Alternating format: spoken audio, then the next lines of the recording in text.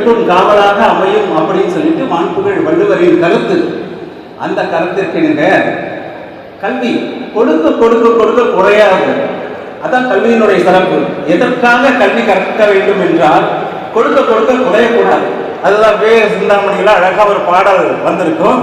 வெள்ளத்தால் அழியாது, வெந்தழலால் வேகாது, வேந்தராலும் கொல்லத்தான் இயலாது, கொடுத்தாலும் நிறைவொழிய குறைபடாது, கள்ளத்தார் எவராலும் களவாட முடியாது, கல்வி எனும் உள்ளத்தே பொருள் இருக்க, உலகத்தே பொருள் தேடி உழல்வதென்ன அப்படின்னு சொல்லிட்டு சிந்தாமணியில சொல்லியிருப்பாங்க. அதாவது நீ ஒரு தடவை கல்வி கற்று விட்டாயானால், நீ பட்டம் பெற்று விட்டாயானால், நல்ல கல்வியை கற்று விட்டாயானால் உன்னிடமிருந்து அதை யாராலும் பறிக்க முடியாது. மழை பொழிந்தாலும் சரி, வெயிலால் வெந்தாலும் சரி, மற்றவர்களாலும் திருடர்களாலும் அதை பறிக்க முடியாது என்பது இந்த பாடலினுடைய கருத்து. அதே போல் கல்வி கற்றவர்கள் எங்கிருந்தாலும் எங்கே சென்றாலும்